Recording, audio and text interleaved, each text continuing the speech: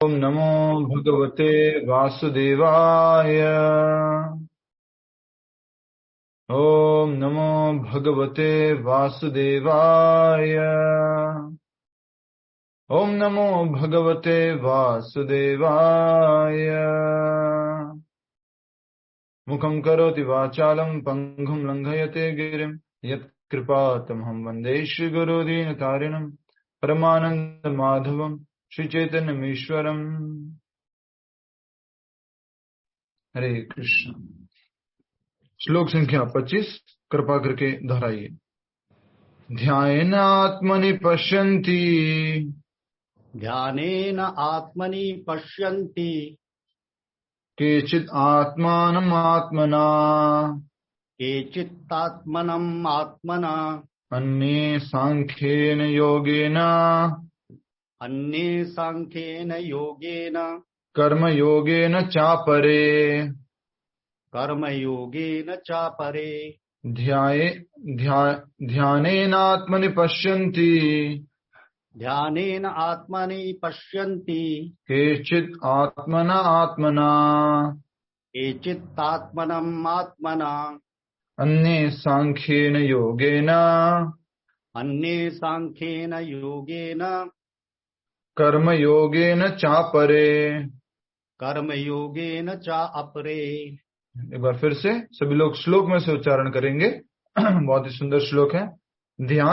ध्यानेनात्मनि पश्यन्ति ध्यानेनात्मनि पश्यन्ति केचिदात्मानम् आत्मना केचित्तात्मनम् आत्मना अन्ये सांख्येन योगेन अन्ये सांख्येन योगेन कर्मयोगेन चापरे। कर्मयोगेन चापरे। शब्दार्थ दोहराइए। ध्यानेन ध्यान के द्वारा, ध्यानेन ध्यान के द्वारा, आत्मनि अपने भीतर, आत्मनि अपने भीतर, पश्यन्ति देखते हैं, पश्यन्ति देखते हैं, केचित कुछ लोग, केचित कुछ लोग, आत्मानम परमात्मा को, आत्मानम परमात्मा को, आत्मानम परमात्मा को, आत्मानम परमात्मा को, आत्मना मन से, आत्मना मन से, अन्य अन्य लोग, अन्य अन्य लोग, सांख्येन दार्शनिक विवेचना द्वारा, सांख्येन दार्शनिक विवेचना द्वारा, योगेन योग पद्धति के द्वारा, योगेन योग पद्धति के द्वारा, कर्म योगेन निष्काम कर्म के द्वारा, कर्म योगेन निष्काम कर्म के द्वारा, चा भी अपरे अन्य, अपरे अन्य। अनुवाद तथा तात्पर्य श्रील प्रभुपाद जी द्वारा। श्रील प्रभुपाद की जय।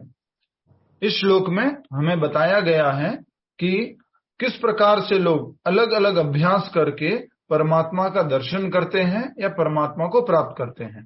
ये श्लोक में श्लोक संख्या 25 में बताया गया है, अलग अलग विधियां परमात्मा को प्राप्त करने की। ठीक है, अब देखेंगे पिछले श्लोक में क्या बताया था। पिछले श्लोक में बोला था कि जो व्यक्ति प्रकृति, जीव तथा प्रकृति के गुणों की अंतः क्रिया से संबंधित इस विचारधारा को समझ लेता है, उसे मुक्ति की प्राप्ति सुनिश्चित है। उसकी वर्तमान स्थिति चाहे जैसी हो, यहाँ पर उसका पुनर्जन्म नहीं होगा। याद कीजिए कल वाला लाइन सामने देखिए, ना स भूयो अभिजायते, ना स भूयो अभिजायते, उसका पुनर्जन्म नहीं होगा।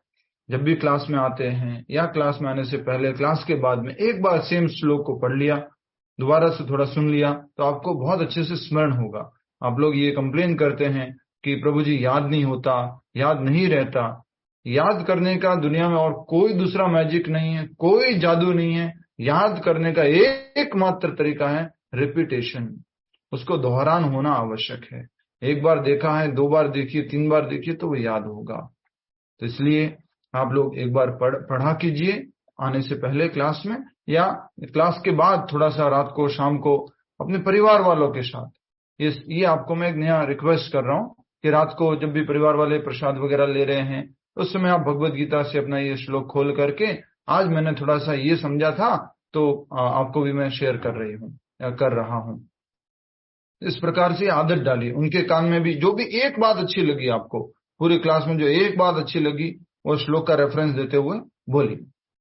तो आपका रिवीजन हो जाएगा, आपको याद भी हो जाएगा। ये लाइन बोल दी, मान लीजिए कल रात को अगर आपने ये बोला होता, ना स भूयो अभिजायते, उसका दोबारा पुनर्जन्म नहीं होता। बोला किसका मम्मी?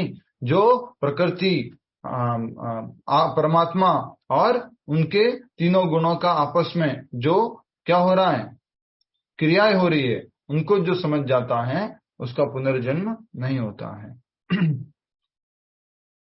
नेक्स्ट 25वां श्लोक, अनुवाद दोहराइए। कुछ लोग परमात्मा को ध्यान के द्वारा, कुछ लोग परमात्मा को ध्यान के द्वारा अपने भीतर देखते हैं, अपने भीतर देखते हैं, तो कुछ लोग ज्ञान के अनुशीलन द्वारा, तो दूसरे लोग ज्ञान के अनुशीलन द्वारा, और कुछ ऐसे हैं जो निष्काम कर्म द्वारा देखते हैं, जो निष्काम कर्म योग द्वारा देखते हैं। यस, एक बार फिर से पढ़ रहा हूं मैं। कुछ लोग परमात्मा को ध्यान के द्वारा अपने भीतर देखते हैं, तो दूसरे लोग ज्ञान के अनुशीलन द्वारा, और कुछ ऐसे हैं जो निष्काम कर्म योग द्वारा देखते हैं। तो यहाँ पर 3 योगों के बारे में बताया गया कि परमात्मा को कैसे देख सकते हैं, परमात्मा की उपस्थिति हर एक के हृदय में कैसे समझ सकते हैं। तो सबसे पहले बोला गया ध्यानेन आत्मनि पश्यन्ति। पश्यन्ति का मतलब क्या है? सभी लोग इशारा करके बोलेंगे पश्यन्ति, देखते हैं। यस, देखना, याद रखिए पश्यन्ति बस सिंपल संस्कृत का शब्द है पश्यन्ति। ध्यानेन आत्मनि पश्यन्ति, ध्यान के द्वारा आत्मनि अपने भीतर, पश्यन्ति देखता है, केचिद कुछ लोग, किसके? आत्मानम परमात्मा को, कुछ लोग परमात्मा को ध्यान के द्वारा देखते हैं मन से। ठीक है, यहाँ पर दो जो भी आत्मा शब्द प्रयोग किया गया है उसके अलग अलग मीनिंग है। एक आत्मा शब्द का मतलब क्या है? भीतर। एक आत्मा शब्द का अर्थ क्या है? परमात्मा। और एक आत्मा शब्द का मतलब क्या है? मन। क्लियर है आप सभी को? ये हमने 6ठे अध्याय के 5वें श्लोक में भी समझा था। 6ठे अध्याय के 5वें श्लोक में भी समझा था कि आत्मा शब्द के अलग अलग अर्थ हो सकते हैं, आत्मा शब्द के। ठीक है, तो यहाँ पर आत्मा शब्द जो है वो पहला वाला आत्मा शब्द अपने भीतर, दूसरा आत्मानम अर्थात परमात्मा, तीसरा आत्मा मन। इसलिए कहा जा रहा है कुछ लोग परमात्मा को ध्यान के द्वारा भीतर देखते हैं, फिर दूसरे अन्य, और दूसरे क्या करते हैं? सांख्येन योगेन, सांख्य योग के द्वारा, कर्म योगेन च अपरे, कर्म योग के द्वारा अपने भीतर अन्य लोग जो है, अन्य न सांख्य योगेन, अन्य लोग सांख्य योग के द्वारा, और अन्य लोग कर्म योगेन, और बाकी लोग कर्म योग के द्वारा जो है अपने भीतर परमात्मा का दर्शन करते हैं। क्लियर हो गया आपको? अलग अलग विधियां बताई हैं। अब इसमें भक्ति की विधि का वर्णन हुआ है कि नहीं हुआ? इसमें भक्ति नहीं प्रभु जी, निष्काम कर्म योग वो क्या भक्ति है कि नहीं, वो भक्ति में नहीं आता है। तो हम बात कर रहे थे कि कुछ लोग ज्ञान के अनुशीलन द्वारा, कुछ लोग ध्यान के अनुशीलन द्वारा, और कुछ लोग निष्काम कर्म योग के द्वारा। तो अब हम समझेंगे अच्छे से, भक्ति योग का ही भाग है निष्काम कर्म। अब भक्ति योग के बारे में अगले श्लोक में बताया जाएगा। सभी लोग तैयार हैं समझने के लिए? अगले श्लोक में वो बताया जाएगा भक्ति योग के बारे में। आइए अब हम बहुत ही सरलता पूर्वक जो भी लिखा हुआ है यहाँ पर वो समझने का प्रयास करते हैं। पिछले जो भी अध्याय हमने पढ़े हैं, अध्याय 1, 2, 3, 4, 5, 6, इन सब में कर्म योग, ज्ञान योग या ध्यान योग, इसके बारे में बताया गया है। एक बार फिर से देखिए, 3 योगों का वर्णन किया गया है।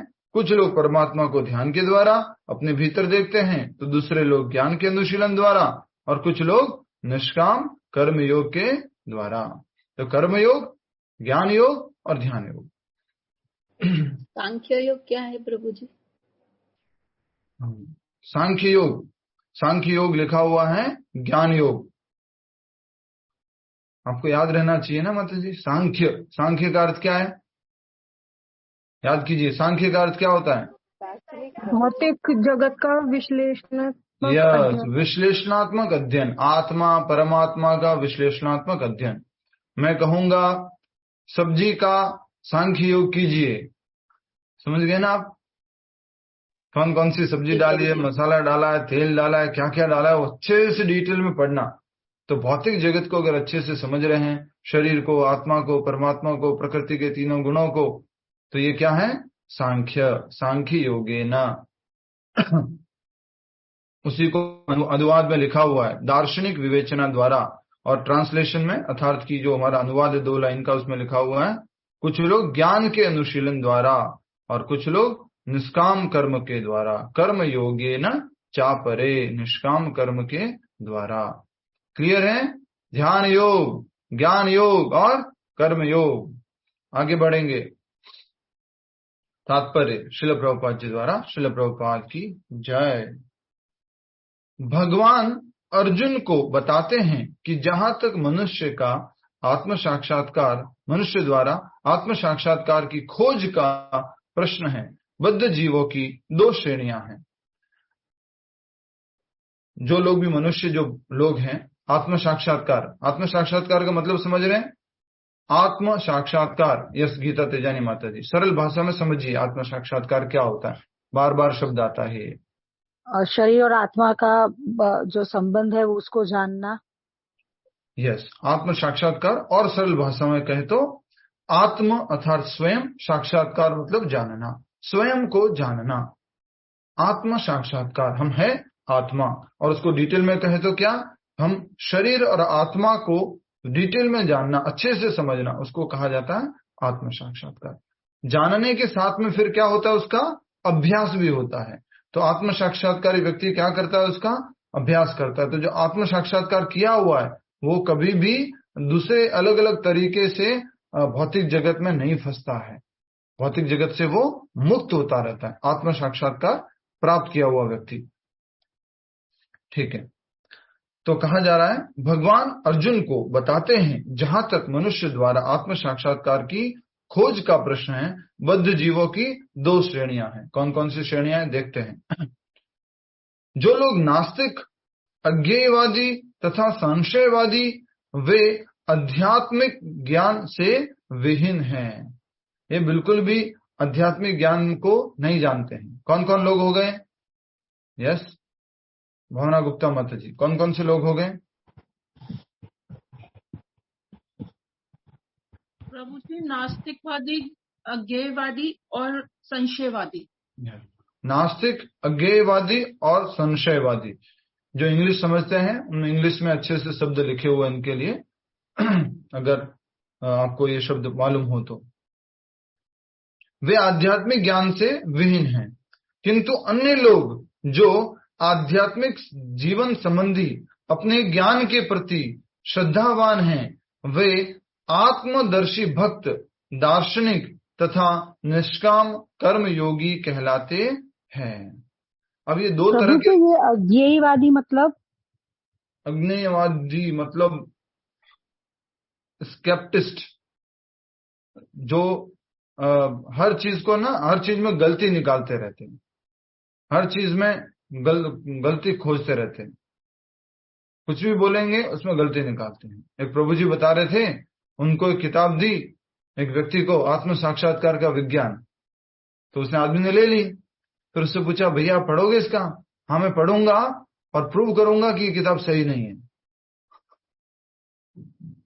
मैं पढ़ूंगा और ये प्रूव करूंगा कि ये किताब सही नहीं है। तो उसका लक्ष्य क्या था? हर किसी में गलती निकालना। प्रभु जी, इसको क्रिटिसिज्म भी कह सकते हैं कि क्रिटिसाइज करने वाले। यस। तो कहा जा रहा है कि 2 तरह के लोग होते हैं। एक तो जो कि शास्त्रों को मानते हैं, भगवान को मानते हैं और श्रद्धा रखते हैं। दूसरे जो संशयवादी हैं, अज्ञेयवादी हैं, नास्तिक हैं, वो लोग भगवान को नहीं मानते हैं। अब जो मानते हैं उनमें हमें समझना है, किंतु अन्य लोग जो आध्यात्मिक जीवन संबंधी अपने ज्ञान के प्रति श्रद्धावान हैं, वे आत्मदर्शी भक्त, दार्शनिक तथा निष्काम कर्म योगी कहलाते हैं। अब समझ में आया आपको? सबसे इंपॉर्टेंट क्या है सब में बोलिए, चाहे वो सांख्य योगी हो, ज्ञान योगी हो, अष्टांग योगी हो, भक्ति योगी हो, इन सब में महत्वपूर्ण बिंदु क्या है? यस, विभा माता जी रुक जाओ। हरे कृष्णा प्रभु, कि ये हाँ। सब लोग किसी ना किसी रूप में भगवान को मानते हैं या आध्यात्मिक। रंजन वकरिया माता जी ने शब्द बोला है इसके लिए, बोलिए माता जी। क्या बात है, पूरा ध्यान है आपका। तो श्रद्धा, श्रद्धा बहुत आवश्यक है। ये जो नास्तिक लोग हैं उनकी श्रद्धा बिल्कुल भी नहीं है। देखिए, श्रद्धा होने के लिए इंग्लिश आना, हिंदी आना आवश्यक नहीं है, संस्कृत आना आवश्यक नहीं है। कई बार आप शहरों में जाते हैं, बड़ी बड़ी इंग्लिश जानते हैं और दूसरी भाषाएं भी जानते हैं, हिंदी भी अच्छे से जानते हैं, लेकिन उनको जब भगवान के बारे में पूछते हैं या कहते हैं कुछ बात या बोलते हैं कि आप क्या हैं, तो वो अपना खुद का शारीरिक परिचय देते हैं या भगवान में विश्वास नहीं करते हैं। लेकिन किसी गांव वाली माता जी को भी पूछ लोगे कि मनुष्य जीवन का उद्देश्य क्या है, पढ़े लिखे नहीं है, तो भी वो कुछ क्या बोल देगी? अरे ये बंधन से मुक्ति पाना, इस जगत से छुटकारा पाना, यही बोले उद्देश्य है मनुष्य जीवन का। कभी कभी तो वो अच्छी अच्छी फिलोसॉफी भी बोल देते हैं, वो भजन भी ऐसे ऐसे गाते हैं वो लोग। हम तो, ये शरीर नहीं है, हम तो आत्मा है, हम तो पंछी हैं, पिंजरे में फंसे हुए हैं और उस पिंजरे को छोड़ करके मुक्त होना है। तो यहाँ पर अब अगले प्रकार के लोगों के बारे में बताया गया है। देखिए, सभी लोग जहां समझ में नहीं आए डायरेक्टली पूछ सकते हैं। किंतु अन्य लोग जो आध्यात्मिक जीवन संबंधी अपने ज्ञान के प्रति श्रद्धावान है, जो भी ज्ञान हुआ है उसके प्रति उनकी क्या है? श्रद्धा है। जल्दी से बताइए हम सब लोग, भक्ति की सबसे पहली सीढ़ी कौन सी है? आदो श्रद्धा। आदो श्रद्धा। कोई भी अष्टांग योग भी करेंगे तो उसकी पहली सीढ़ी कौन सी होगी? आदो श्रद्धा ही होगी। श्रद्धा ही होगी। हर कोई कार्य में, अगर कोई भौतिक दुनिया का भी कोई कार्य कर रहे हैं, उसकी शुरुआत कहाँ से होगी? श्रद्धा से होगी। तो इसलिए कहा जा रहा है कि ज्ञान के प्रति श्रद्धावान है वे आत्मदर्शी भक्त, वो आत्मदर्शी भक्त जो आत्मा का दर्शन करते हैं, दार्शनिक तथा निष्काम कर्म योगी कहलाते हैं। तो एक तो हो गए दार्शनिक अर्थात ज्ञानी, और दूसरे कौन हो गए? कर्मयोगी। ठीक है, तो ये दो प्रकार के लोगों के बारे में बताया गया जो ज्ञान में श्रद्धा रखते हैं। एक हो गए दार्शनिक और एक हो गए निष्काम कर्मयोगी। दोनों ही क्या करते हैं? आत्मदर्शी अर्थात स्वयं का दर्शन, आत्म साक्षात्कार करते हैं। तो आत्मदर्शी लोग कौन कौन से हो गए बोलो? आत्म साक्षात्कार करने वाले दो लोग, दार्शनिक और निष्काम कर्मी। दार्शनिक को क्या बोलेंगे? ज्ञानी। ज्ञानी। दार्शनिक को क्या बोलेंगे? ज्ञानी। सरल भाषा में समझ, दार्शनिक को इंग्लिश में बोलते हैं फिलोसोफर। ठीक है, हरे कृष्णा, हरि बोल।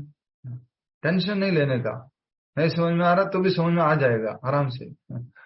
दार्शनिक अर्थात जो ज्ञानी लोग हैं। निष्काम कर्मयोगी जो कर्म के फल की इच्छा नहीं करते हैं और कर्म किए जाते हैं।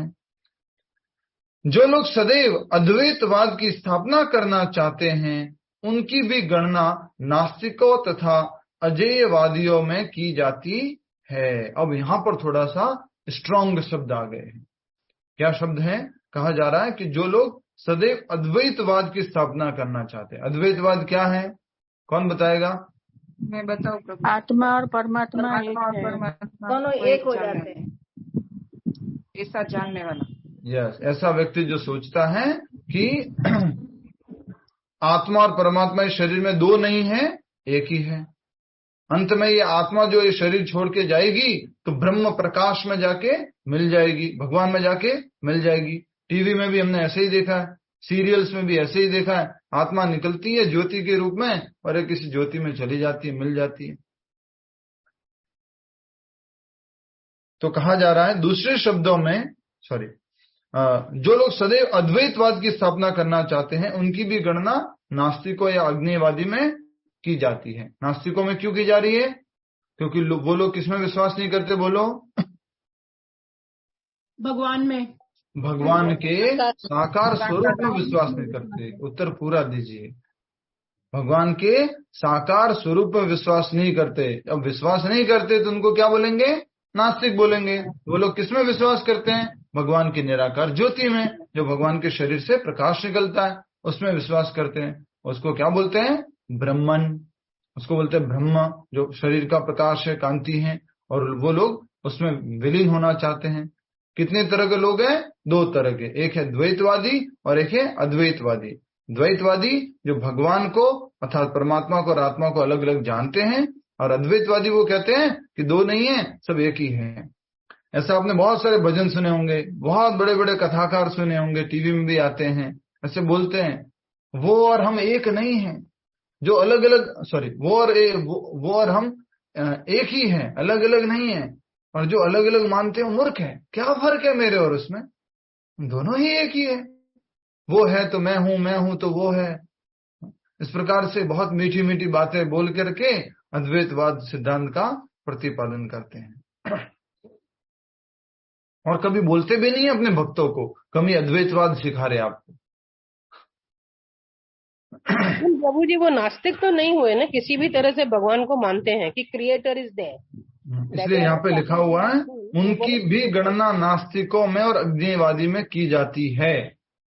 पर क्रिएटर को वो पुरुष नहीं मान रहे हैं, क्रिएटर को वो परम भगवान को वो एक साक्षात स्वरूप, भगवान का साकार स्वरूप नहीं मानते। इसलिए यहाँ पर वैष्णववादी लोग, आपकी बात बिल्कुल सही है, ये हम समझ चुके हैं पहले भी, भले निराकार में जाओ या परमात्मा का दर्शन करो या भगवान का दर्शन करो, तीनों ही क्या है?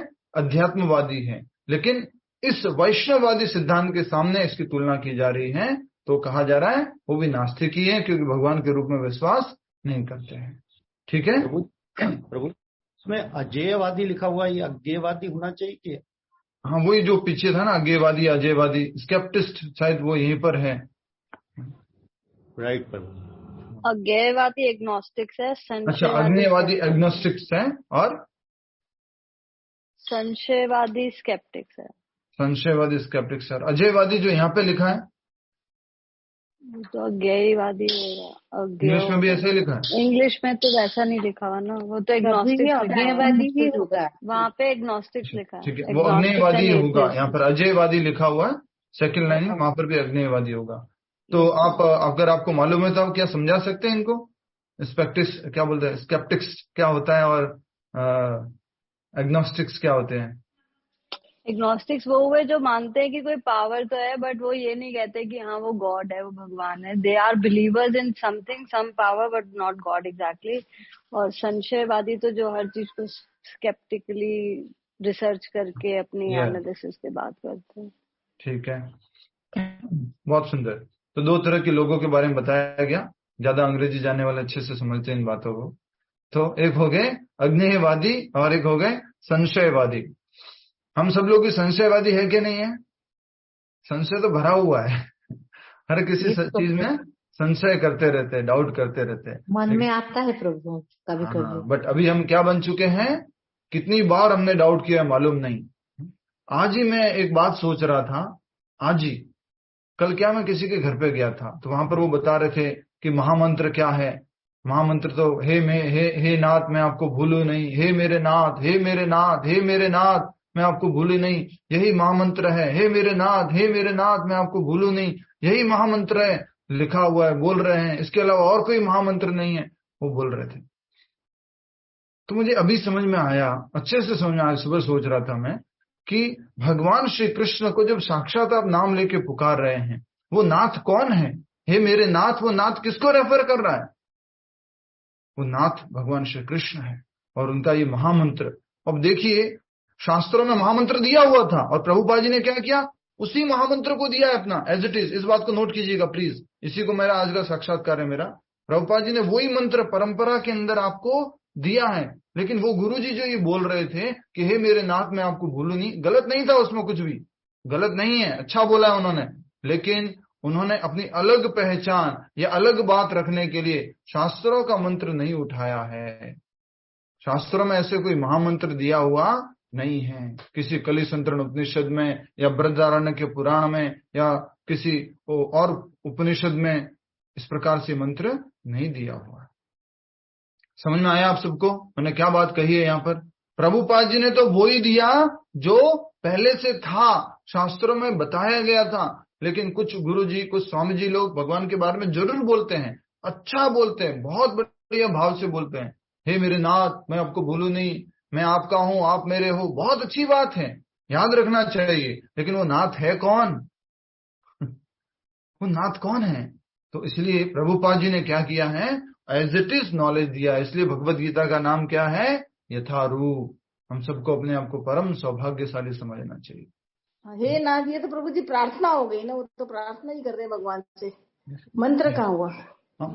ठीक है, जस्ट कहने की बात है, तो समझा रहे थे मुख्य बात के रूप में कि इस प्रकार से प्रभुपाद जी ने आपको जो दिया है वो क्या है, पहले से मौजूद था। कली संतरण उपनिषद या आपके बृहदारण्यक पुराण या ब्रह्म नारदीय पुराण, भागवत में रेफरेंस के साथ में, चैतन्य चरितामृत में रेफरेंस के साथ में, सब में ये उपस्थित है।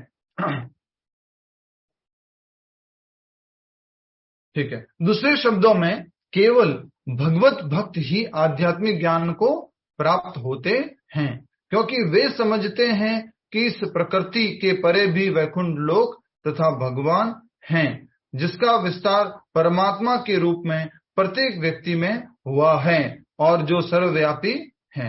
ये तो सरल है। उषा किशोरी माता जी, कहाँ ध्यान रहता है आपका? 3 से 4 तो यहां रही है ना।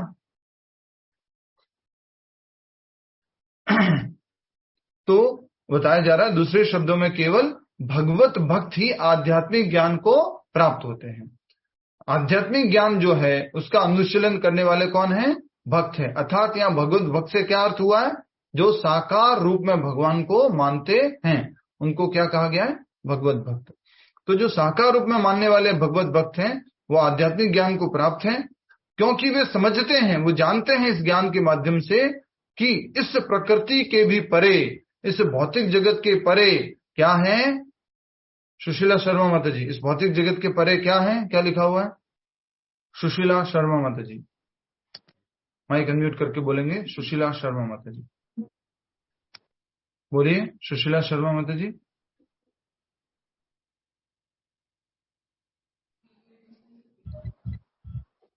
यस माता जी बोलिए आप। सुनीता सुशीला शर्मा।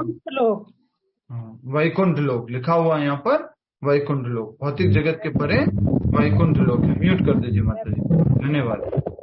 तथा भगवान है, वैकुंठ लोक में कौन रहते हैं? स्वयं भगवान है, जिसका विस्तार हरेक व्यक्ति के हृदय में परमात्मा के रूप में हुआ है, जो सर्वव्यापी है। वैकुंठ लोक में जो भगवान बैठे हैं उनका विस्तार किस रूप में हुआ है? चतुर्भुज रूप में, परमात्मा के रूप में। और वो चतुर्भुज परमात्मा कौन है? भगवान विष्णु, क्षीरोदक्षाई विष्णु। एक है महाविष्णु, एक है गर्भोदक्षाई विष्णु और एक है क्षीरोदक्षाई विष्णु। ठीक है, और वो सर्वव्यापी है, हर एक कण कण में स्थित है वो। निसंदेह कुछ लोग ऐसे भी हैं जो ज्ञान के अनुशीलन द्वारा भगवान को समझने का प्रयास करते हैं। ज्ञान के द्वारा, जो हम 7वें अध्याय में भी पढ़े थे कि बहुत समय तक ज्ञान का अभ्यास करने के बाद बहुनाम जन्मनाम अन्ते ज्ञानवान माम प्रपद्यन्ते, ज्ञान का अभ्यास करने के बाद फिर भगवान को प्राप्त करते। तो दूसरे हो गए ज्ञान का अभ्यास करने वाले। निसंदेह कुछ लोग ऐसे भी हैं जो ज्ञान के अनुशीलन द्वारा भगवान को समझने का प्रयास करते हैं। इन्हें श्रद्धावानों की श्रेणी में गिना जा सकता है। ये भी श्रद्धावान लोग हैं, समझते हैं। सांख्य दार्शनिक इस भौतिक जगत का विश्लेषण 24 तत्वों के रूप में करते हैं और वे आत्मा को 25वां तत्व मानते हैं। ये कहाँ पर समझा है हमने 24 और 25 तत्वों के बारे में? शांत उन्नीथन माता जी, शांत उन्नीथन माता जी, 24 तत्वों के बारे में हमने कहाँ समझा था? प्रभु 13 अध्याय। शांत उन्नीथन माता जी नाम है आपका? प्रभु जी चैप्टर नहीं मालूम, इसी अध्याय में हाँ, छठा श्लोक, छठे श्लोक में बताया था कि 5 इंद्रिया हैं, 5 कर्मेंद्रिया हैं, 5 ज्ञानेन्द्रिया हैं, 5 इंद्रिय विषय हैं, 5 महाभूत हैं, 3 सूक्ष्म शरीर के भाग हैं, मन बुद्धि और अहंकार, 24वां तत्व जो है महत तत्व है या अप्रकट अवस्था है तीनों गुणों की, और 25वां तत्व कौन सा है? वो है आत्मा। आत्मा। और 26वां तत्व है परमात्मा। बिल्कुल ठीक बात बोली माता जी, वेरी नाइस, हरि बोल। जब वे आत्मा की प्रकृति को भौतिक तत्वों से परे समझने में समर्थ हो जाते हैं तो वे यह भी समझ जाते हैं कि आत्मा के ऊपर भगवान है और वह 26वां तत्व है। क्लियर हो गया आप सबको? 25वां तत्व आत्मा और 26वां तत्व परमात्मा, परम भगवान। इस शरीर में टोटल कितने हो गए तत्व अगर कहा जाए तो? 26 तत्व। 24 तो भौतिक तत्व, 25वां आत्मा तत्व और 26वां परमात्मा तत्व। आत्मा परमात्मा का अंश है, भगवान का अंश है। ठीक है, नेक्स्ट। जब वे आत्मा की इस प्रकार वे भी क्रमशः कृष्ण भावनामृत की भक्ति के स्तर तक पहुंच जाते हैं। जो लोग निष्काम भाव से कर्म करते हैं उनकी भी मनोवृत्ति सही हो जाती है। उन्हें कृष्ण भावनामृत की भक्ति के पद तक बढ़ने का अवसर दिया जाता है। यहाँ पर यह कहा गया है कि कुछ लोग ऐसे होते हैं जिनकी चेतना शुद्ध होती है और वे ध्यान द्वारा परमात्मा को खोजने का प्रयत्न करते हैं, और जब वे परमात्मा को अपने अंदर खोज लेते हैं तो वे दिव्य पद को प्राप्त होते हैं।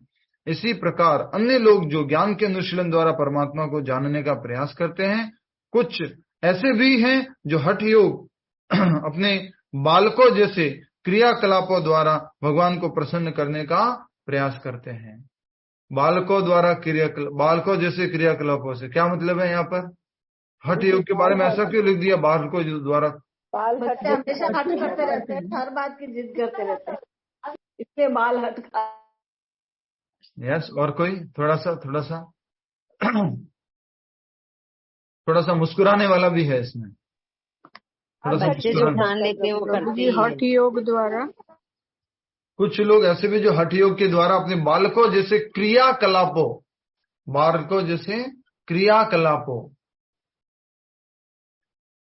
प्रभु बिना बाल हट हो सकता है, बाल हट। ठीक है मतलब हम आगे बढ़ते हैं। बालकों जैसे क्रियाकलापों से मतलब है असाधु थोड़ा सा, और उसी भाव में प्रभुपाद जी बोलना चाह रहे हैं। ठीक है, पहले छोटी सी स्टोरी बताता हूँ इससे संबंधित, बहुत छोटी स्टोरी है। एक व्यक्ति जो है उसके बारे में बताया जा रहा है कि एक था, उसका नाम था श्री नाथुराम नाम था उनका, एक था। तो वो जो है अपने बिस्तर पर लेटा हुआ अपने सो रहा है, वो तो हाथ और पैर को हिला रहा है। नाथुराम जो थे वो अपने हाथ और पैर को हिला रहे हैं। क्या कारण हो सकता है? छोटी सी कहानी है, पूरी हो चुकी है।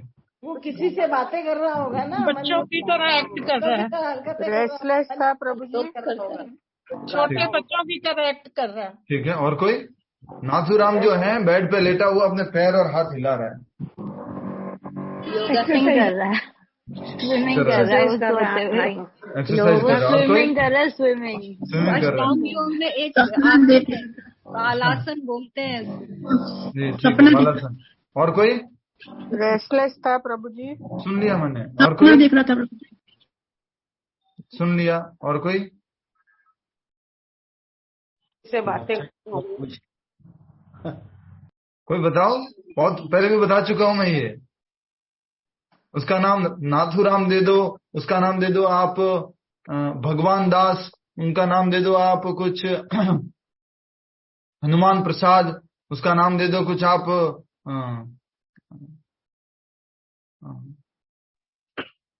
गोपाल दास, कुछ इस तरह से नाम दे दो आप। मतलब जस्ट नाम देने के लिए बोल रहा हूं। वो क्यों हाथ पैर हिला रहा था? भगवान में भगवान को अपने भगवान का भक्त नहीं है, उड़ने की कोशिश कर रहा था। हवा में उड़ने की कोशिश। ठीक है, बहुत बढ़िया, धन्यवाद। उत्तर है इसका, क्योंकि वो एक बालक का नाम है, छोटा सा बच्चा है। हनुमान प्रसाद या वो जो नाथुराम, वो कौन है? एक छोटे से बच्चे का नाम है। बालक क्या करता है बिस्तर में? हाथ पैर तो हिलाता रहता है ना। तो हम किससे कंफ्यूज हो गए? नाम सुन करके, ओ नाथुराम मतलब कोई बड़ा आदमी होगा, उम्र वाला होगा कुछ, और वो ऐसे हाथ पैर हिला रहा है, राइट। तो यहाँ पर उसी तरह से कह रहे प्रभुपाद जी हठ योग द्वारा अपने बालकों जैसे क्रिया। हठ योग में क्या करते हैं वो लोग? एक पैर ऊपर कर दिया और एक हाथ ऊपर कर दिया और थोड़ा इधर घुमा दिया, थोड़ा उधर घुमा दिया, और ऐसे करके हठ योग द्वारा भगवान को प्रसन्न करने की कोशिश कर रहे हैं। तो यहाँ पर ये थोड़ा सा प्रभुपाद जी स्माइल कराने के लिए बोल रहे हैं थोड़ा, कि कुछ लोग हठ योग के द्वारा अपने बालकों जैसे क्रियाकलाप, बालक कैसे करता है हठ योग में, या फिर प्राणायाम करने जाते हैं, योग करने जाते हैं, child pose, go back, straight your hands, और बोले गो इनटू चाइल्ड पोज। प्रभु जी ध्रुव महाराज ने भी एक पैर पे खड़े होकर की थी। वो हठ योग की बात नहीं हो रहा है यहाँ, बोला बालकों जैसे क्रियाकलापों की बात हो रही। बालक कैसे करता रहता है? एक हाथ ऐसे किया, एक हाथ ऐसे किया, ऐसे किया, थोड़ा इधर हो गया, थोड़ा ऐसे हो गया। तो उसी को बता रहे हैं, कुछ लोग बालकों जैसे क्रियाकलाप द्वारा भगवान को प्रसन्न करने का प्रयास करते हैं, लेकिन भगवान तो किससे प्रसन्न होंगे?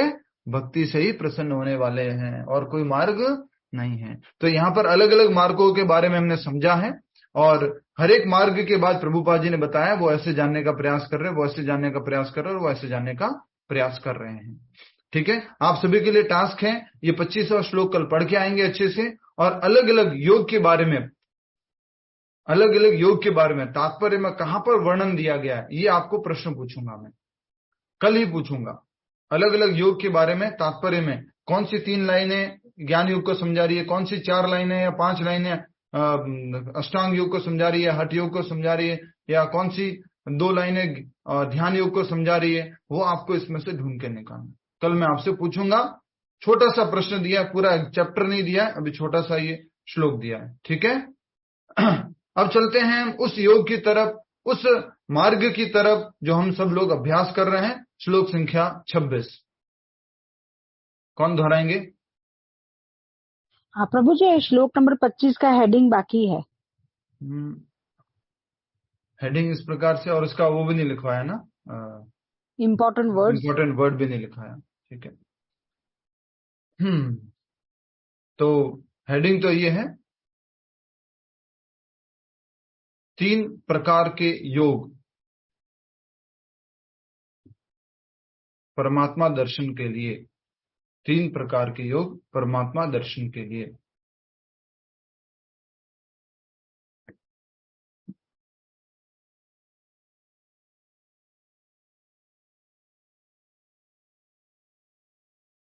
और मुख्य शब्द के रूप में पहला ही शब्द लिखेंगे, ध्यानेन आत्मनि पश्यन्ति। ध्यानेन आत्मनि पश्यन्ति। केचित् आत्मनम् आत्मना अन्ये सांख्येन योगेन कर्म योगेन चापरे। ध्यानेन आत्मनि पश्यन्ति केचित् आत्मनम् आत्मना अन्ये सांख्येन योगेन कर्म योगेन चापरे। पहला शब्द हो गया ध्यान आत्मनि पश्यन्ति। ठीक है, आगे बढ़े। हरि बोल। अंशुमान जी तैयार है आप? श्लोक का दोहरान कीजिए।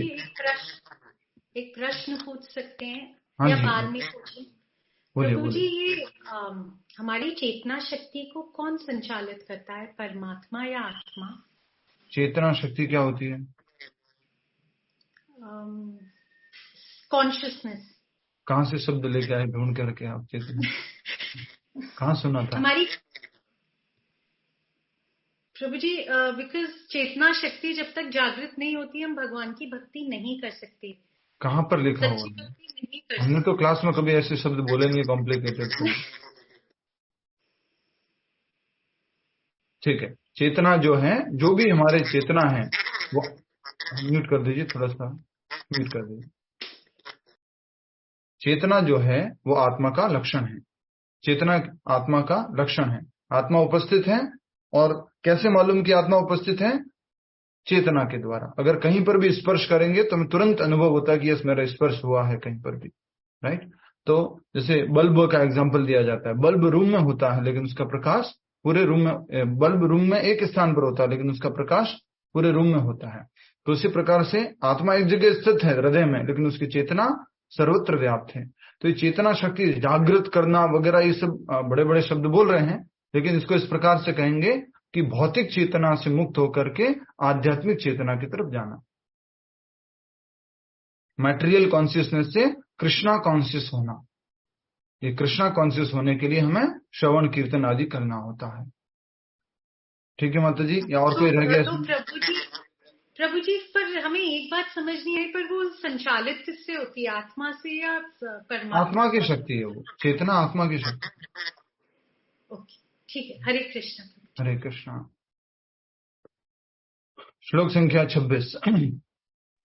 अन्ये अंशुमान जी, अन्ये त्वम अजानन्तः, अन्ये तु एवम् अजानन्तः, श्रुत्वा अन्येभ्यः उपासते, श्रुत्वा अन्येभ्यः उपासते, ते अपि च अतितरन्ति, ते अपि च अतितरन्ति, एव भी जोड़ देंगे, ते अपि च अतितरन्ति एव, ते अपि च अतिरन्ति एव, मृत्युं श्रुतिपरायणः। मृत्युं श्रुतिपरायणः। एक बार श्लोक में से उच्चारण कीजिए, शब्दार्थ में से था। अन्ये त्वएवमजानन्तः, अन्ये त्वमेवम् अजानन्तः, श्रुत्वा अन्येभ्यः उपासते, तानभ्ये उपासते, ते अपि चातितरन्ति एव, ते अपि चतितरान्तेव, मृत्युश्रुतिपरायणः। मृत्युं श्रुतिपरायणः। शब्दार्थ दोहराएंगे। अन्य लोग, अन्य लोग, तू लेकिन, एवं इस प्रकार, अजानन्तः आध्यात्मिक ज्ञान से रहित, अजानन्तः आध्यात्मिक ज्ञान से श्रुत्वा रहित, सुनकर, अन्येभ्यः अन्यों से, अन्यों से, उपासते पूजा करना प्रारंभ कर देते हैं, उपासते पूजा करना प्रारंभ कर देते हैं, ते वे, अपि भी, च तथा, अतितरन्ति पार कर जाते हैं, अतितरन्ति पार कर जाते हैं, एव निश्चय ही, मृत्यु का मार्ग, मृत्यु का मार्ग, श्रुतिपरायणाः, श्रवण विधि के प्रति रुचि रखने वाले, बहुत सुंदर अनुवाद तथा तात्पर्य श्रील प्रभुपाद जी द्वारा। श्रील प्रभुपाद की जय। अनुवाद दोहराइए, बहुत ही सरल तात्पर्य है। ऐसे भी लोग हैं जो यद्यपि आध्यात्मिक ज्ञान से अवगत नहीं होते, पर अन्यों से परम पुरुष के विषय में सुनकर उनकी पूजा करने लगते हैं। ये लोग भी प्रामाणिक पुरुषों से श्रवण करने की मनोवृत्ति होने के कारण जन्म तथा मृत्यु के पथ को पार कर जाते हैं। यस, तो बहुत ही सुंदर श्लोक है, बहुत ही सुंदर श्लोक है हम सब भक्तों के लिए। और ये भक्तों के बारे में बताया गया है। अन्य दूसरे लोग कौन है? त्वएव अजानन्तः, भले मुझे ज्ञान के द्वारा, आध्यात्मिक ज्ञान के द्वारा नहीं जानते, पर क्या करते हैं? श्रुत्वान्येभ्यो उपासते, मात्र श्रवण करके वो क्या करते हैं? उपासना करते हैं। ज्ञानी नहीं है, बहुत ज्यादा डिटेल में नहीं जानते हैं। आत्मा क्या है, परमात्मा क्या है, भगवान क्या है, तीन विधियां क्या है, भगवान को समझने के तीन पहलू कौन कौन से हैं, नहीं जानते हैं। लेकिन उन्होंने क्या किया है? अन्येभ्य उपासते, दूसरों के द्वारा श्रुत्वा, सुनने के कारण क्या किया उन्होंने? पूजा करना शुरू कर दिया है। तेपि च अतितरन्त्येव, लेकिन वो भी क्या कर जाते हैं? अतितरन्ति, पार कर जाते हैं। मृत्यु श्रुति परायणः, मृत्यु को श्रुति परायणा, केवल किसके द्वारा? श्रवण विधि में रुचि रखने के कारण। तो इसलिए श्रवण विधि बहुत ताकतवर है। और इस श्लोक का हेडिंग यही है, श्रवण विधि की शक्ति। श्रवण विधि की शक्ति,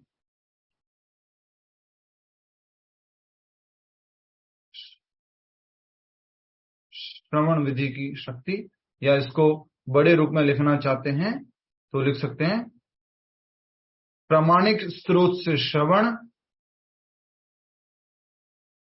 प्रामाणिक स्रोत से श्रवण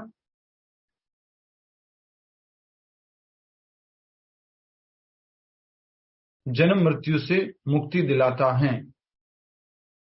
प्रामाणिक स्रोत से श्रवण जन्म मृत्यु से मुक्ति दिलाता है।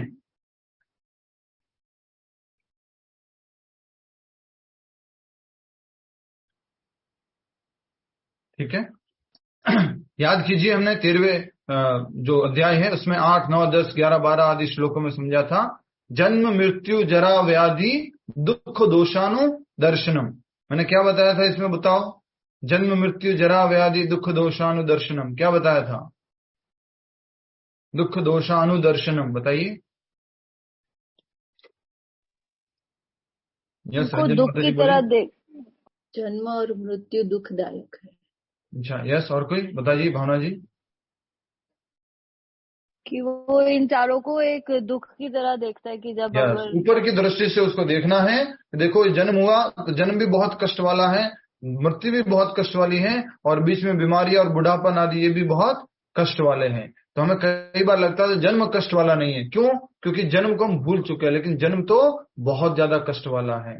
माँ के गर्भ में जो अनुभव होता है उसको कष्ट का। तो जन्म मृत्यु के चक्र से मुक्ति मिल जाएगी अगर हम प्रामाणिक स्रोत से श्रवण करेंगे। इस श्लोक में जो महत्वपूर्ण शब्द हैं वो ये है मृत्यु श्रुति परायणाः, मृत्युम श्रुति परायणाः, मृत्युम श्रुति परायणाः, मृत्युम श्रुति परायणाः। याद करने के लिए कैसे याद करें इस श्लोक को? कौन सा श्लोक है जिसमें बताया गया है श्रवण करके हम मृत्यु से मुक्त हो जाएंगे, जन्म मृत्यु के चक्र से मुक्त हो सकते हैं। श्रवण में रुचि रखने वाले, श्रुति परायण, श्रुति परायण से शब्द से क्या अर्थ है? श्रुति में, श्रवण में क्या रखते हैं? बोलो, क्या रखते हैं? श्रवण में रुचि रखते हैं। श्रवण में रुचि रखने वाले लोग, तो रुचि रखनी है श्रवण में, इसलिए कहा जा रहा है मृत्यु श्रुति परायणाः। जन्म मृत्यु के चक्र से मुक्ति हो जाएगी अगर वो क्या है? श्रुति परायणाः, श्रुति रखते हैं, अर्थात श्रवण करने में रुचि रखते हैं। अनुवाद दोहराइए सभी लोग मेरे साथ में एक बार। ऐसे भी लोग हैं जो यद्यपि आध्यात्मिक ज्ञान से अवगत नहीं होते पर अन्यों से परम पुरुष के विषय में सुनकर उनकी पूजा करने लगते हैं। ये लोग भी प्रामाणिक पुरुषों से श्रवण करने की मनोवृत्ति होने के कारण जन्म तथा मृत्यु के पथ को पार कर जाते हैं। क्या होती है इनके अंदर? प्रामाणिक पुरुष से श्रवण करने की मनोवृत्ति, प्रामाणिक व्यक्ति से श्रवण करना। तो जब प्रामाणिक व्यक्ति से श्रवण करेंगे तो इस जन्म मृत्यु के चक्र से मुक्त हो जाएंगे। क्या प्रामाणिक व्यक्ति से सुनने में ज्ञान नहीं मिल रहा है क्या? ज्यादा समझ में आता है, जल्दी ज्ञान जो है सब में है, लेकिन इसमें सीधा ज्ञान ऐसा ज्ञान होता है कि हम भगवान के अंश हैं और भगवान हमारे स्वामी हैं, हमें भगवान की सेवा में लग जाना है। तो इस प्रकार से हम यहाँ पर समझ पा रहे हैं कि मृत्यु श्रुति परायणाः, जन्म मृत्यु के चक्र से मुक्त हो सकते हैं। आइए, बहुत ही सरल और सुंदर सा तात्पर्य दिया है श्रील प्रभुपाद जी ने। अगले 7 मिनट में पूरा करेंगे इसको। सभी लोग मेरे साथ में जुड़े रहिए, अच्छे से समझिए, और सभी से निवेदन एक बार फिर से समय पर आप भाग लें कार्यक्रम में। तात्पर्य, यह श्लोक आधुनिक समाज पर विशेष रूप से लागू होता है क्योंकि आधुनिक समाज में आध्यात्मिक विषयों की शिक्षा नहीं दी जाती। कोई भी स्कूल, कोई भी कॉलेज जो है वहां पर आध्यात्मिक ज्ञान के बारे में नहीं बताया जाता है। राम, कृष्ण, भगवान, भक्ति, देवता कुछ भी नहीं बताया जाता है। इवन किसी व्यक्ति ने, किसी लेडी ने जो बहुत ही स्कॉलरली लेडी थी, उसने पोस्ट की है या रिक्वेस्ट किया है किसी प्रेसिडेंट से कि एटलीस्ट कुछ चीजें तो ऐड करो बच्चों की जिंदगी में जो आगे जाके उनके डे टू डे लाइफ में काम आने वाली है। तो उन्होंने ऐसा लिखा था, अपना बिस्तर कैसे समेटना है, अपने रूम की सफाई कैसे रखनी है, भोजन में कुछ बेसिक, मान लीजिए गैस कैसे चलाना है, चपाती कैसे बनानी है, सब्जी कैसे बनानी है, कुछ तो ऐसी बेसिक चीजें ऐड करो जो आगे जाके उनको काम में आनी है। आप खाली फिजिक्स, केमिस्ट्री, मैथमेटिक्स ये सब पढ़ाए जा रहे हो जो उनके प्रतिदिन के जीवन में काम आएगा नहीं आएगा मालूम नहीं, लेकिन आपको इस प्रकार से ये चीज ऐड करनी चाहिए। उसी प्रकार से जब हम कल एक व्यक्ति से मिले तो उन्होंने ये भी बोला कि प्रभु जी भगवद गीता जो है हर एक व्यक्ति, हर एक बच्चे को पढ़ानी चाहिए, जिससे कि वो समझ पाए उसके जीवन का उद्देश्य क्या है, वो क्यों आया है, क्या पर्पस है उसका, उसको वो मालूम हो जाए। तो इसलिए हमें भगवद गीता के बारे में और आधुनिक समाज में खास करके ये जो जहां पर आध्यात्मिक शिक्षा नहीं दी जाती है उनके लिए बताया जा रहा है। कभी उनको श्रवण करने का मौका नहीं मिला, अलग से डिटेल स्टडी नहीं की गई है, डिटेल में नहीं समझाया गया आधुनिक समाज में। कुछ लोग नास्तिक प्रतीत होते हैं तो कुछ अजेयवादी तथा दार्शनिक, लेकिन वास्तव में इन्हें दर्शन का कोई ज्ञान नहीं होता। तो ऐसे प्रतीत होते हैं, कुछ लोग दिखते हैं ये तो नास्तिक है, नास्तिक है तो वो नास्तिक है। कुछ लोग अजेयवादी या अग्नेयवादी, जो एग्नोस्टिक बोल दो या फिर उसको स्केप्टिस्ट बोल दो, और दार्शनिक, बहुत पढ़े लिखे, बहुत फिलोसोफर, बहुत सारी बातें करने वाले ऐसे दिखते हैं, लेकिन वे इन्हें दर्शन का कोई ज्ञान नहीं होता, उन्हें कोई दर्शन के बारे में वास्तव में कोई ज्ञान नहीं होता है। इसको हम समझेंगे। जैसे कि मैंने जो ऑनलाइन क्लास ली थी शिव जी के ऊपर, उसमें था मिथ थी कि शिव जी अपने आप को मेंटेन नहीं करते हैं, शिव जी के शरीर, शिव जी नहाते नहीं है, शरीर में पूरा भस्म लगा के रखते हैं, वो क्या कहते हैं, सांप गले में रहता है, बाल पूरे नहीं नहाने के कारण कंडीशनर नहीं लगाया, शैम्पू नहीं लगाया, इसलिए पूरा जटा बन चुके हैं। तो इस प्रकार से लोग बोलते हैं शिव जी जो अपने आप को मेंटेन नहीं करते हैं, बिल्कुल मेंटेन नहीं करते, अच्छे साफ सुथरे गॉड नहीं है। तो एक्चुअल में वहां पर बताया गया था कि वास्तव में मेंटेन करने वाले तो एक ही है, वो शिव जी है जो अपने आप को मेंटेन करके रखते हैं। क्योंकि वो कौन सी मेंटेनेंस रखते हैं? इंटरनल मेंटेनेंस रखते हैं। 24 आवर्स भगवान का चिंतन ध्यान करते रहते हैं, वही रियल मेंटेनर है। हम लोग बाहर से बहुत अच्छा मेंटेन कर रहे हैं, पर अंदर से हमारा भी मेंटेनेंस नहीं चालू हुआ अच्छे से। कुछ लोग उनकी नकल करते हैं, चलो शिव जी भी मेंटेन नहीं करते थे बाहर से, हम भी अपने आप को मेंटेन नहीं करेंगे और अंदर से भगवान का ध्यान करते रहेंगे। संभव ही नहीं है। वो शिव जी है तो वो शिव जी है, आप ऐसे नकल नहीं कर सकते। अनुकरण नहीं करना है, हमें क्या करना है? अनुसरण करना है। अनुकरण हमें पतन की ओर लेके जाएगा और अनुसरण हमें उत्थान की ओर लेके जाएगा। अनुकरण पतन की ओर, अनुसरण, इशारा करो, अनुकरण, अनुकरण, अनुकरण, बहुत बढ़िया, वेरी नाइस। अनुकरण इधर, अनुसरण इधर किए जा रहे हो, चलने दो भाई। अनुकरण पतन की तरफ, अनुसरण उत्थान की तरफ, अनुसरण पतन की तरफ। देखो फिर भी कर रहे हो हाथ से, नहीं। अनुसरण नीचे, प्रभु जी, अनुसरण, अनुसरण बन जाएगा ना, अनुकरण, अनुकरण पतन, अनुकरण पतन, पतन। ठीक है, अच्छे से समझो। Following and imitation. नेक्स्ट, जहां तक सामान्य व्यक्ति की बात है, यदि वह पुण्य आत्मा है तो श्रवण द्वारा प्रगति कर सकता है। कल हमने इसके बारे में डिस्कस किया था। कोई पुण्य आत्मा है, उसको आप देंगे, माला दे दो, माला दे देंगे, माला कर लो ना, कर लोगे क्या? कोई प्रॉब्लम तो नहीं? अरे इसमें क्या प्रॉब्लम? माला करने में भगवान के नाम में कोई प्रॉब्लम होती है क्या? दे दो, अभी करेंगे। तो कौन है वो? पुण्य आत्मा। तो कहा जा रहा है यह जहां तक सामान्य व्यक्ति की बात है, यदि वह पुण्य आत्मा है तो श्रवण द्वारा प्रगति कर सकता है। लेकिन ये जो नास्तिक होते हैं, संशयवादी होते हैं, जो गलतियां निकालते रहते हैं लोगों में, वो माला नहीं पकड़ते हैं। पकड़ते हैं क्या आसानी से? आप दे दो उनको माला, पकड़ेंगे नहीं। बहुत मुश्किल है। बहुत पढ़े लिखे हैं, खूब जानते हैं इधर उधर की बात है, लेकिन माला है, what is this, chanting and all, no no, I will not do. पकड़ के बैठ जाते प्रभु, हिलाते नहीं है। बोलते हैं भगवान हमारे अंदर ही है। हाँ, तो श्रवण द्वारा प्रगति कर सकता है, पुण्य आत्मा है तो। यह श्रवण विधि अत्यंत महत्वपूर्ण है, बहुत महत्वपूर्ण है। आधुनिक जगत में कृष्ण भावनामृत का उपदेश करने वाले भगवान चैतन्य ने श्रवण पर अत्यधिक बल दिया था, क्योंकि यदि सामान्य व्यक्ति प्रमाणिक स्रोतों से केवल श्रवण करे तो वह प्रगति कर सकता है। विशेषतया चैतन्य महाप्रभु के अनुसार यदि वह हरे कृष्ण कृष्ण कृष्ण हरे हरे, हरे राम राम राम हरे हरे दिव्य ध्वनि को सुने, इतना ये दिव्य ध्वनि सुन लिया तो उसको क्या हो चुकी है, बोलो, प्रोग्रेस हो चुकी है, उसका उत्थान होना शुरू हो चुका है।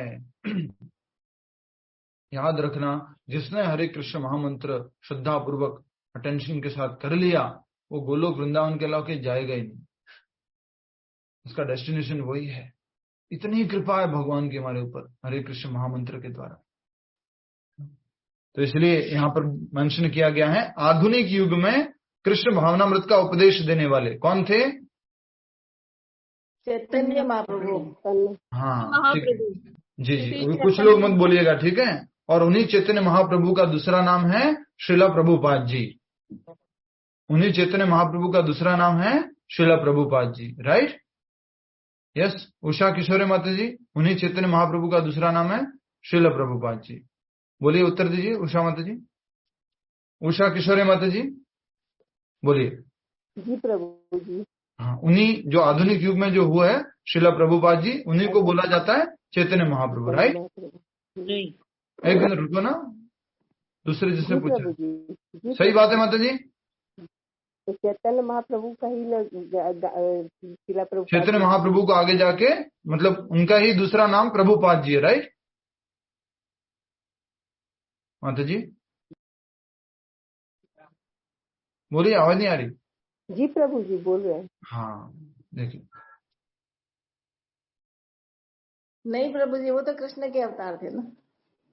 देखिए मैं क्या कह रहा था आपको, अभी तो बहुत गड़बड़ है, अभी तो बहुत अभी तो बहुत गड़बड़ है भाई, बहुत गड़बड़ है। चैतन्य महाप्रभु तो परम भगवान श्री कृष्ण हैं, आज से 500 साल पहले हुए हैं, और प्रभुपाद जी तो हमारे गुरु जी हैं, और वो आज से बस मात्र 100 साल पहले हुए हैं, 125 साल पहले।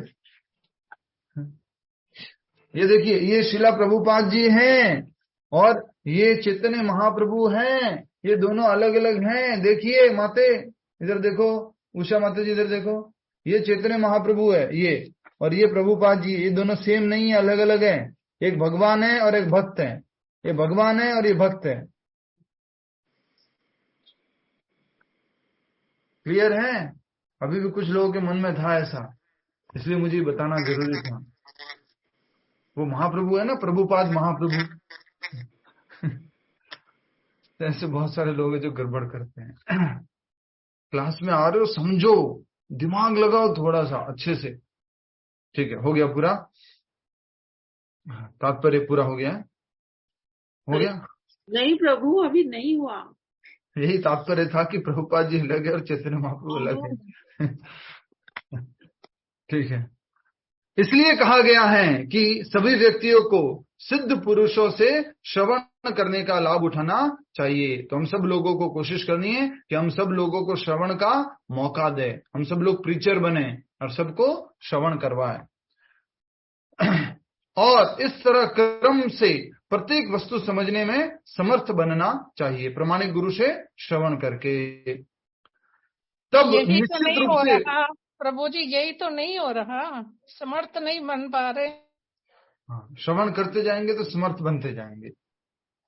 मैंने आपको उदाहरण दे रखे हैं, वैसे शॉर्ट में बोल रहा हूँ, बहुत छोटे से रूप में।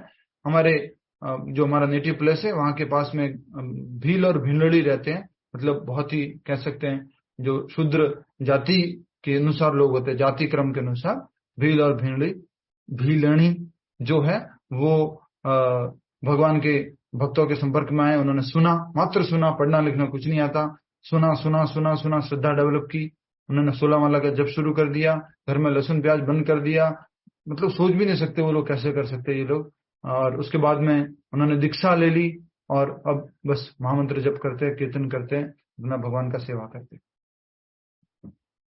तो इस प्रकार से पढ़ाई लिखाई ज्यादा जरूरी नहीं है, श्रवण अच्छे से होना चाहिए।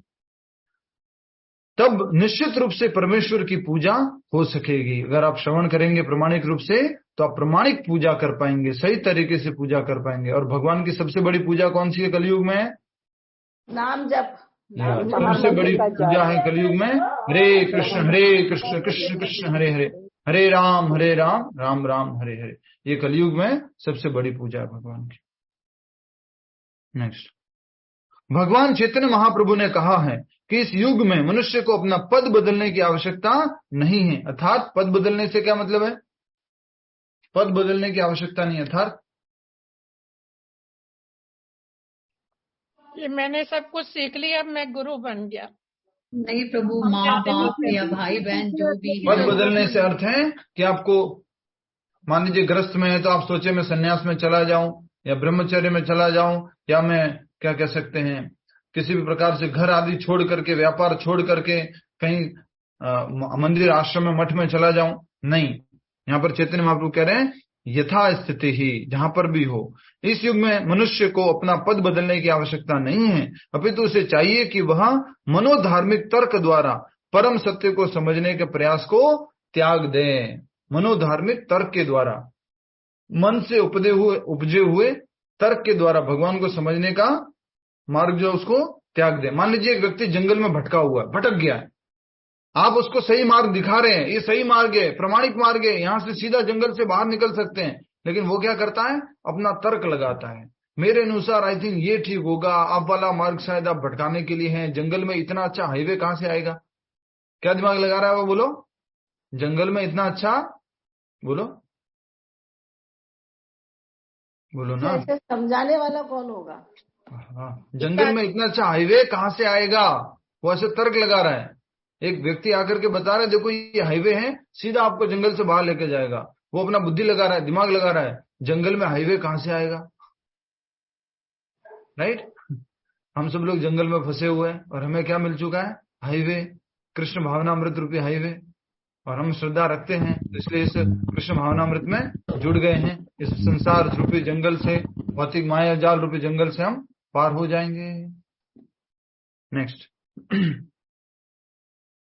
उसे उन व्यक्तियों का दास बनना चाहिए जिन्हें परमेश्वर का ज्ञान है। श्रील प्रभुपाद की जय। हमें प्रभुपाद जी का दास बनना है, प्रभुपाद जी के चरणों की धूली को समझना है। वंदे गुरु श्री चरणारविंद, उनके चरणों की पूजा करनी है, अर्चना करनी है, तब जो है हमें वो दिव्य ज्ञान हृदय में प्रकाशित होगा। उसे उन व्यक्तियों का दास बनना चाहिए जिन्हें परमेश्वर का ज्ञान है। यदि कोई इतना भाग्यशाली हुआ कि उसे शुद्ध भक्त की शरण मिल सके और वह उससे साक्षात्कार के विषय में श्रवण करके उसके पद चिन्हों पर चल सके, तो उसे क्रमशः शुद्ध भक्त का पद प्राप्त हो जाता है, वो भी शुद्ध भक्त बन जाता है। कहां पर लिखा हुआ है? 4.34। भगवान खुद बोलते हैं क्या करो? मेरे भक्त की शरण में जाओ, तद विद्धि प्रणिपाते न परिप्रश्नेन सेवया, और उनकी सेवा करो। उपदेशन्ति ते ज्ञानम, वो क्या देंगे? उपदेश देंगे आपको। तो बहुत सुंदर लाइन लिखी है, इसको अंडरलाइन कीजिए। यदि कोई इतना भाग्यशाली हुआ कि उसे शुद्ध भक्त की शरण मिल सके और उससे आत्म साक्षात्कार के विषय में श्रवण करके उसके पद चिन्हों पर चल सके, तो उसे क्रमशः शुद्ध भक्त का पद प्राप्त हो जाता है, अर्थात शुद्ध भक्त बन जाता है। अलग से शुद्ध भक्त का पद प्राप्त करने के लिए घर, परिवार, समाज, देश आदि छोड़ने की आवश्यकता नहीं है। घर बैठे परिवार में रहते हुए शुद्ध भक्त बन सकता है। इस श्लोक में श्रवण विधि पर विशेष रूप से बल दिया गया है और यह सर्वथा उपयुक्त है। यद्यपि सामान्य व्यक्ति तथा कथित दार्शनिकों की भांति प्राय समर्थ नहीं होता, लेकिन जो सामान्य व्यक्ति हैं वो बड़े बड़े फिलोसोफर्स के जैसे वो समर्थ नहीं है, क्वालिफाइड नहीं है, कुछ ज्यादा समझता नहीं है, लेकिन प्रामाणिक व्यक्ति से श्रद्धा पूर्वक श्रवण करने से इस भव सागर को पार करके भगवत धाम वापस जाने में उसे सहायता मिलेगी। तो हमें क्या करना है? प्रामाणिक गुरु से, प्रामाणिक व्यक्ति से श्रद्धा पूर्वक श्रवण करना है, तो हम इस भव सागर से, इस जंगल से, इस संसार सागर से पार कर जाएंगे। इस श्लोक में श्रवण की महिमा बताइए। किसके श्रवण की महिमा बताइए? महामंत्र का प्रभु जी। किसके श्रवण की महिमा बताइए? मानिक गुरु से। किसके श्रवण की महिमा? प्रामाणिक गुरु किसके श्रवण? अपना श्रवण करवाता है क्या? भगवान पूछ रहा हूँ ना। तो एक बहुत सुंदर लाइन लिख लीजिए, लाइन लिखिए, म्यूट कर लीजिए रेखा माता जी, रंजन माता जी। यस, इस श्लोक में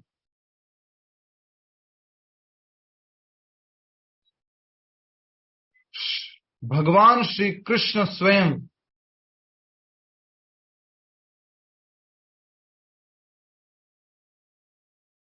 अपने बारे में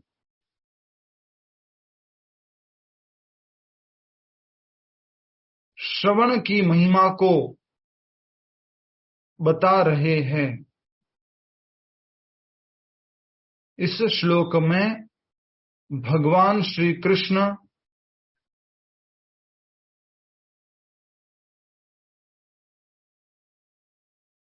अपने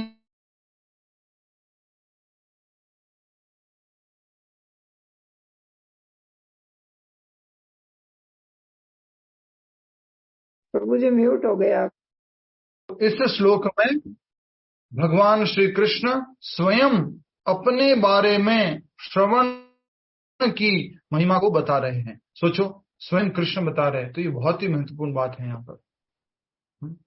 तो हमें समझना होगा कि हम अच्छे से श्रवण करें और श्रद्धापूर्वक श्रवण करें और फिर उसको क्या करें? पालन करें। जहां पर भी समझ में नहीं आए, जहां पर भी हमारा संशयवादिता बीच में आ रही है, जहां पर भी श्रद्धा नहीं उत्पन्न होने दे रही है, वहां पर प्रश्न पूछें और फिर आगे बढ़ते जाएं। संशय को क्या करते जाएं?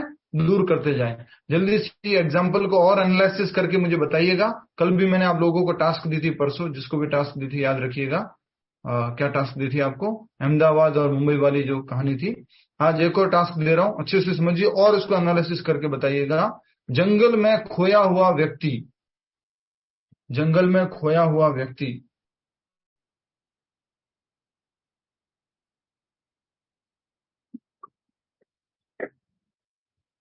जब वो उससे बाहर निकलने के मार्ग, हाईवे के बारे में सुनता है, लिखना नहीं है, समझना है बस। ये तो ज्यादा पूरा स्टोरी तो लिखोगे नहीं ना, आपको खुद को इसका नेक्स्ट एक्सपेंशन करना है। लिखना चाहते हो लिख दो। और उस मार्ग पर चलने के बाद भी जब उसको संशय आता है, उस मार्ग पर चलने के बाद भी जब उसको संशय आता है,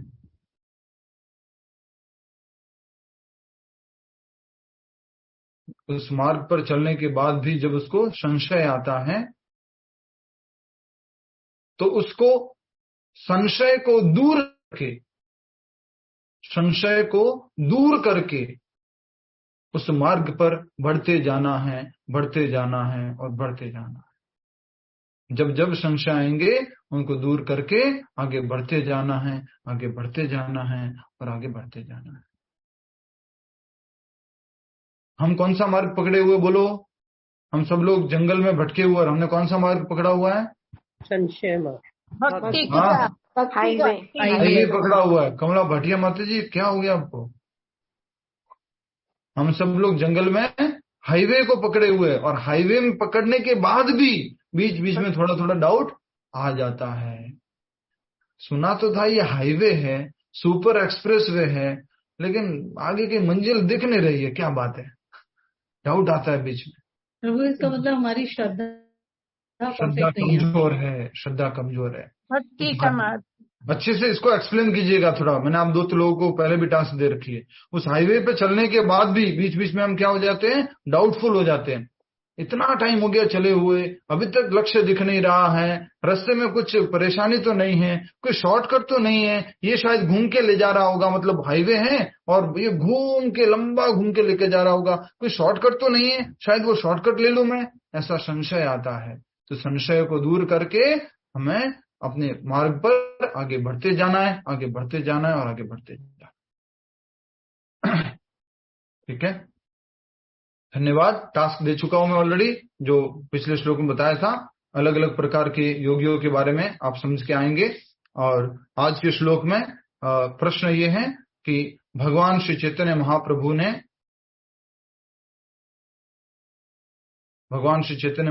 ने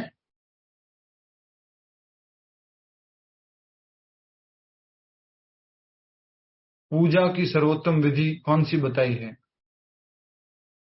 पूजा की सर्वोत्तम विधि कौन सी बताई है? कौन सी है वो?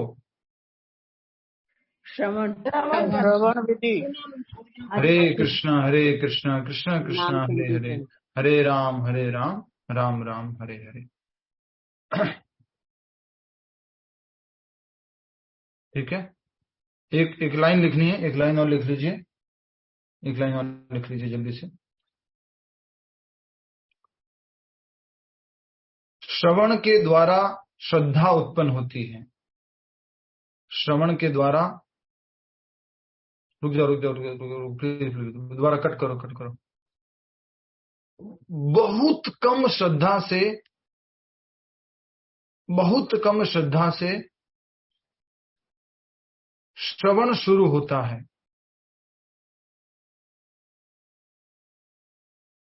थोड़ी बहुत श्रद्धा थी इसलिए श्रवण हुआ, बहुत कम श्रद्धा से श्रवण शुरू होता है। और बहुत कम में फिर आप क्या लिख सकते हैं? कुछ लोग ऐसे होते हैं जो बिल्कुल भी श्रद्धा नहीं रखते। बहुत कम श्रद्धा से श्रवण शुरू होता है, और थोड़े श्रवण से श्रद्धा उत्पन्न होती है। पहले कौन सी श्रद्धा थी? बहुत कम श्रद्धा। थोड़े श्रवण से श्रद्धा उत्पन्न होती है।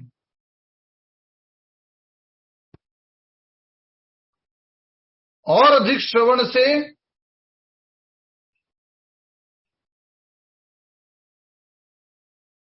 श्रद्धा पूर्ण होती है या निष्ठा में बदल जाती है।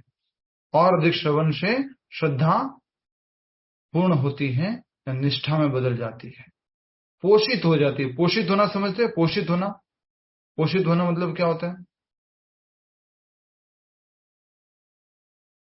पोषित होना, नरिशमेंट मिलना। अपनी श्रद्धा को और नरिशमेंट मिलेगा और भोजन मिलेगा जब हम क्या करेंगे? और अधिक श्रवण करेंगे, पोषण मिलता है। ठीक है, अब हम आगे बढ़ेंगे नाम जप के कार्यक्रम की तरफ। 28 हो चुका है। कृष्ण